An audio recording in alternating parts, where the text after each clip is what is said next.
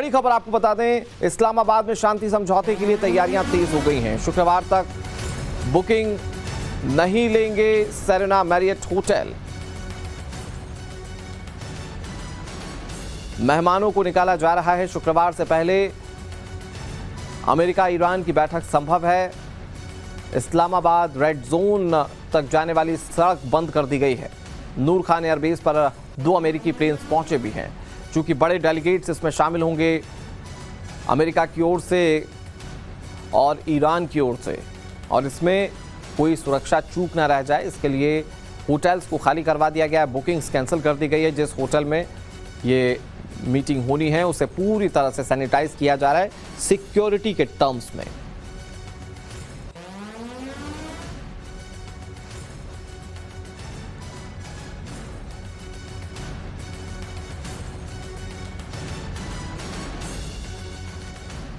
तो बैठक इस्लामाबाद में होनी है, इसकी तैयारियां की जा रही हैं। सवाल यह है कि क्या बातें बन जाएंगी, क्योंकि डोनाल्ड ट्रंप खुलकर कह रहे हैं कि वो यूरेनियम का सरेंडर चाहते हैं। दूसरी तरफ ईरान कह रहा है कि बिना लेबनान को सीजफायर में शामिल किए ये हो नहीं सकता है। दूसरी तरफ ईरान अपनी कई सारी शर्तों को पहले ही इंपोज कर चुका है। इस्लामाबाद में शांति समझौते के लिए टेबल सज रही है, लेकिन हॉर्मुज पर अमेरिका और ईरान में टकराव जारी है। बातचीत से पहले दोनों देश एक दूसरे पर कूटनीतिक दबाव बनाने का खेल खेल रहे हैं, लेकिन आपको टाइमलाइन के जरिए पूरा घटनाक्रम समझा देते हैं। 28 फरवरी को अमेरिका ने ईरान पर हमला किया था, जिसके बाद दोनों देशों के बीच बातचीत खत्म हो गई थी। इसके बाद 6 मार्च को ट्रंप ने ईरान को चेतावनी देते हुए बिना शर्त सरेंडर करने को कहा। साथ ही ये भी कह दिया कि सरेंडर के अलावा कोई और डील होगी ही नहीं। ईरान ने ट्रंप की चेतावनी को डस्टबिन में फेंक दिया। इसके बाद 21 मार्च को ट्रंप ने एक बार फिर से हॉर्मुज खोलने को कहा, नहीं तो ईरान के ऊर्जा ठिकानों पर हमला करने की धमकी ट्रंप ने दी थी, लेकिन ईरान ने इसे कोई खास तवज्जो नहीं दिया। 23 मार्च को ट्रंप ने ईरान से बातचीत का हवाला देकर अपनी दी हुई डेडलाइन को टाल दिया था। उसके बाद वापस हमले की डेडलाइन को बढ़ा दिया। 7 अप्रैल वो तारीख थी जब पूरी दुनिया की सांसें थमी हुई थी, क्योंकि ट्रंप ने अल्टीमेटम खत्म होने से पहले ईरान की पूरी सभ्यता को खत्म करने का धमकी भरा पोस्ट किया था, लेकिन ईरान इसका भी मजाक बना रहा था। 8 अप्रैल को अमेरिका ने 2 हफ्ते का सीजफायर घोषित किया, जिससे पीछे बातचीत को सही दिशा में बताया गया और पाकिस्तान को इसका क्रेडिट दिया गया। 11 अप्रैल को इस्लामाबाद में ईरान और अमेरिका के बीच पहली मीटिंग हुई, जिसमें 21 घंटे से जो बातचीत चली उसमें कोई समझौता नहीं हो पाया, यानी कि मीटिंग नाकाम हो गई। इस्लामाबाद में शांति समझौता नाकाम होने के बाद 12 अप्रैल को अमेरिका ने ईरानी पोर्ट पर नाकेबंदी शुरू कर दी। अमेरिकी नौसेना ने ईरानी बंदरगाहों को घेर लिया। इसके बाद 17 अप्रैल को ईरान ने सीजफायर तक हॉर्मुज खोल दिया है। साथ ही दुनिया को पॉजिटिव मैसेजेस भी दिए, लेकिन इस दौरान ट्रंप ने कहा कि नाकेबंदी जारी रहेगी। जब अमेरिका ने नाकेबंदी को जारी रखा तो 18 अप्रैल को ईरान ने हॉर्मुज वापस बंद कर दिया। इसके बाद ट्रंप ने कहा कि ईरान की ब्लैकमेलिंग हम नहीं मानेंगे। मिला जुलाकर कई सारे टकराव के बीच में इस्लामाबाद में अगले राउंड की बैठक होनी है, जिसमें सहमति इस बात पर बननी चाहिए या इसकी कोशिश की जाएगी कि कैसे सीजफायर को आगे एक्सटेंड किया जाए और कैसे इस जंग को खत्म किया जाए। इधर ट्रंप की ईरान को धमकियों और लगातार आ रहे बयानों पर ईरानी राष्ट्रपति का जवाब सामने आ चुका है। ट्रंप को ईरानी राष्ट्रपति मसूद पेजेश्कियान ने जवाब दिया है। परमाणु हथियार ईरान का अधिकार है, ये मसूद पेजेश्कियान कह रहे हैं। ईरान को अधिकारों से वंचित करने का ट्रंप को हक नहीं है। वो पूछ रहे हैं ट्रंप कौन होते हैं जो किसी देश से उसका अधिकार छीन गए। ईरानी राष्ट्रपति का ये जवाब ट्रंप को ऐसे वक्त में सामने आया जब एक तरफ ट्रंप लगातार ईरान से यूरेनियम सरेंडर की मांग कर रहे हैं और वो कह रहे हैं कि अगर सरेंडर आप नहीं करेंगे, अगर आप अपना यूरेनियम नहीं देंगे तो हमले पहले से ज़्यादा तेज़ होंगे। दूसरी तरफ ईरान ने साफ कर दिया है कि यूरेनियम किसी भी कीमत पर देश से बाहर नहीं जाएगा। इसके बाद ईरान ने स्ट्रेट ऑफ हॉर्मुज को 24 घंटे के बाद वापस बंद भी कर दिया है। ईरान ने इसके पीछे अमेरिका की नाकेबंदी को वजह बताया है। अब आपको ये बताते हैं कि आखिर 24 घंटे में ईरान ने वापस हॉर्मुज को क्यों बंद कर दिया। ऐसा क्या हुआ कि ईरान को अपने फैसले को वापस बदलना पड़ा। 17 अप्रैल को ईरान ने स्ट्रेट ऑफ हॉर्मुज को दुनिया भर के लिए खोल दिया था। 28 फरवरी के बाद यानी कि जंग के 49 दिन बाद हॉर्मुज को ईरान की तरफ से खोला गया, लेकिन 24 घंटे के बाद ही ईरान ने हॉर्मुज को वापस बंद करने का ऐलान कर दिया था। ईरान की ओर से इसके पीछे की वजह अमेरिका पर नाकेबंदी खत्म नहीं करना बताया गया। IRGC कह रहा है कि ईरानी पोर्ट की नाकेबंदी अमेरिका ने खत्म नहीं की है, लिहाजा हॉर्मुज को फिर से बंद कर दिया गया है। अमेरिका की ओर से साफ कर दिया गया है कि स्थायी शांति समझौता नहीं होने तक नाकेबंदी जारी रहेगी।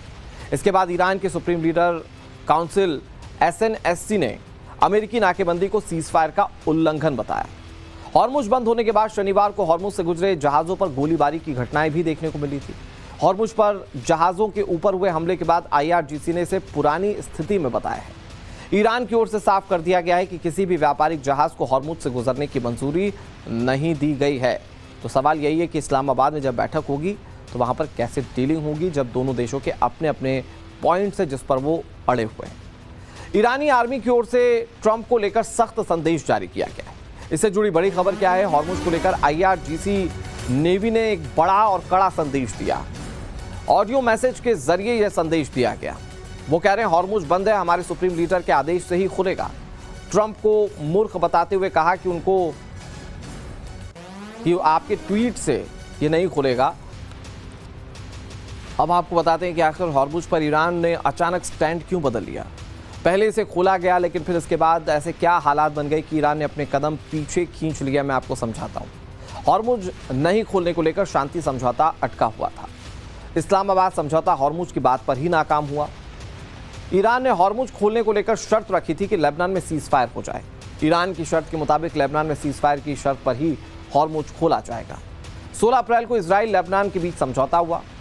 17 अप्रैल को लेबनान में सीजफायर लागू हुआ था। 17 अप्रैल को ईरान ने हॉर्मुज को खोल दिया था। ईरानी पोर्ट पर अमेरिकी नाकेबंदी से मामला बिगड़ गया। 24 घंटे में ईरान ने हॉर्मुज को वापस से बंद कर दिया है, यानी कि वहां से कोई जहाज नहीं गुजरेंगे। अमेरिकी नाकेबंदी से ईरान को काफी ज्यादा आर्थिक नुकसान हो रहा था और उसके चलते ईरान ने यह फैसला किया कि यथास्थिति रहेगी जंग के बाद वाली हॉर्मुज स्ट्रेट पर। एक तरफ ट्रंप की धमकियां हैं तो दूसरी तरफ ईरान की अमेरिकियों को साफ साफ रणनीतिक जवाब है। मतलब जुबानी तौर पर धमकी अगर कोई दे रहा है तो वो ट्रंप दे रहे हैं, मतलब अमेरिका दे रहा है। लेकिन रणनीतिक रूप से कोई जवाब दे रहा है तो वो ईरान है। ईरान की संसद के अध्यक्ष मोहम्मद गालिबाफ का बयान सामने आया। खून देने और खून पीने के लिए हम तैयार हैं। परमाणु मुद्दों पर मतभेद बरकरार हैं। स्ट्रेट ऑफ हॉर्मुज पर भी बात नहीं बन रही है, गालिबाफ कह रहे हैं।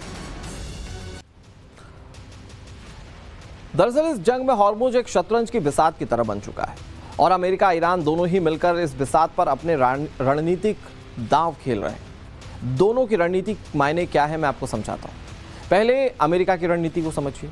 अमेरिका ने ईरान के सभी सीपोर्ट को घेर लिया है।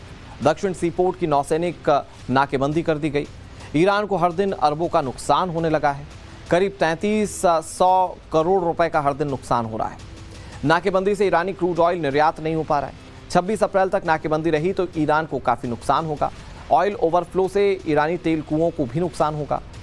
अब ईरान की रणनीतिक साझेदारी, मतलब रणनीतिक रूप से क्या अमेरिका को घेरने की तैयारी, वो मैं आपको बताता हूँ। दुनिया का 20% तेल LNG हॉर्मुज से गुजरता है। रास्ता बंद करके तेल $100 के पार पहुंच चुका है प्रति बैरल।